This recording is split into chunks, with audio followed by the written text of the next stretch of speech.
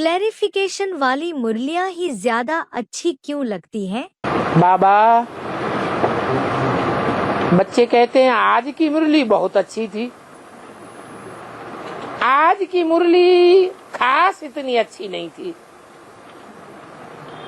लेकिन बाबा मुरली तो सारी ही अच्छी होती है ना। फिर ऐसे क्यों बोलते हैं आज की मुरली बहुत अच्छी थी, आज की मुरली इतनी अच्छी है नहीं थी? बोलते हैं या नहीं बोलते हैं? तो क्यों बोलते हैं? प्रश्न किया किसी ने, ऐसे क्यों बोलते हैं? अरे मुरली तो भगवान की है, भगवान की मुरली तो सभी अच्छी होती है।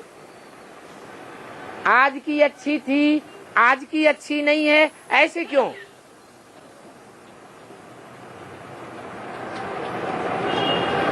अरे हमारी बात बहुत अच्छी है। हमारी बात बहुत अच्छी है। हमारी बात हमारी बात होगी उसमें तो अच्छी लगती है। अच्छा नहीं, जनरली देखा जाता है कोई मुरली में बहुत क्लैरिफिकेशंस आते हैं, लंबी लंबी व्याख्याएं आ जाती हैं, तो सबको अच्छी लगती है। और कोई मुरली में व्याख्या है ही नहीं, एक दो शब्द की व्याख्या है और बाकी सारी मुरली ऐसे पढ़ दी गई जैसे घास काटी गई हो। तो सबको अच्छी लगती है? तो वो ही तो प्रश्न किया गया है, क्यों नहीं अच्छी लगती?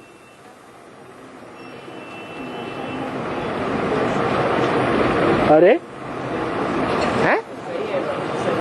नहीं, सही है और गलत नहीं, प्रश्न है क्यों अच्छी नहीं लगती और क्यों अच्छी लगती है? हैं? समझ में आती है तो अच्छी लगती है, और जो घास काटी गई है वो नहीं समझ में आती।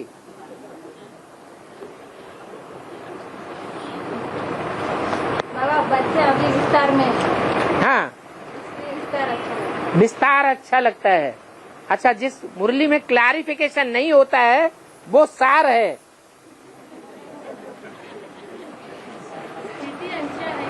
हैं? स्थिति अच्छी है तो जिस मुरली में कोई क्लैरिफिकेशन नहीं होता है वो माता को अच्छी लगती है।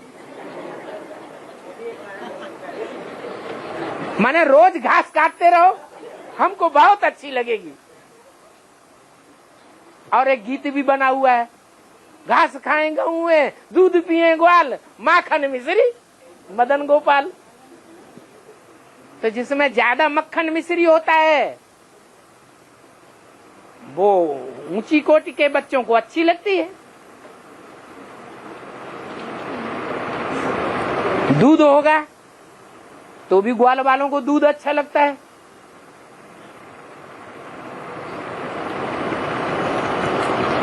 और गैया जानवर होती हैं, क्या होती हैं? है? बुद्धि तो चलती नहीं उतनी, इसलिए जो मुरली पढ़ी ब्रह्मा बाबा ने बोली ना। किसने बोली? अरे ब्रह्मा बाबा की, शिव बाबा ने बोली है मुरली। अरे उसमें कुछ समझ में आए या ना आए, अरे गीता का पाठ तो है, रामायण का पाठ है कि नहीं है ना? तो उसमें खराबी क्या है? खराब है क्या? बिल्कुल नहीं।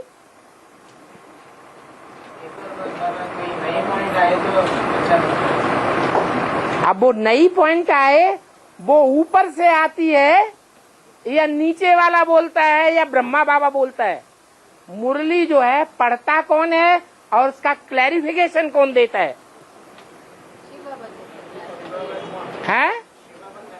शिव बाबा क्लैरिफिकेशन देते हैं, ब्रह्मा बाबा मुरली को पढ़ता है। तो अगर सिर्फ पढ़ी गई है तो उतना मजा नहीं देगी। और कोई अगर कहते भी हैं कि पढ़ी गई मुरली 4, 5 पेज, 6 पेज पढ़ दी। आजकल तो अव्यक्तवाणी भी ऐसी आ रही है। क्या होता है मोस्टली 6 पेज अव्यक्तवाणी धड़ाधड़ पढ़ दी गई। तो ये पढ़ने का काम किसने किया? ब्रह्मा बाबा ने किया। अब ब्रह्मा बाबा कृष्ण की आत्मा है ना, तो कृष्ण की वाणी अच्छी लगनी चाहिए, खराब है?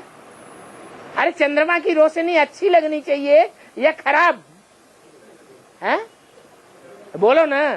अच्छी लगती है, लेकिन कीड़े मकोड़े ना विनाश नहीं होता है ना, सूर्य का प्रकाश में होता है ना, इसलिए क्लैरिफिकेशन अच्छा लगता है। गर्मियों के दिनों में जब पूर्णमासी का चंद्रमा खिला हुआ हो तो छत पे लेटने में मजा आता है या अंदर लेटने में मजा आता है?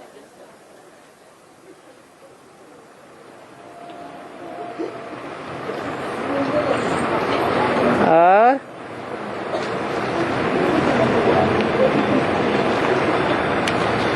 समझ में नहीं आया?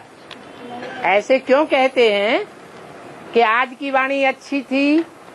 मोस्टली कहते हैं आज की वाणी उतनी अच्छी नहीं थी। क्यों कहते हैं? नहीं समझ में आया? अरे अच्छा ऊपर वाला है या नीचे वाले हैं? नीचे वाले, चाहे ब्रह्मा हो चाहे प्रजापिता हो, वो तो 63 जन्म में भी थे। कुछ करके दिखाया? नहीं करके दिखाया। वो अच्छे नहीं है। जो ऊपर वाला क्लैरिफिकेशन देता है एक एक वाक्य का, वो हमें अच्छा लगता है। अगर क्लैरिफिकेशन नहीं है, सिर्फ ब्रह्मा बाबा ने पढ़ करके रख दी वाणी, तो उतना अच्छा नहीं।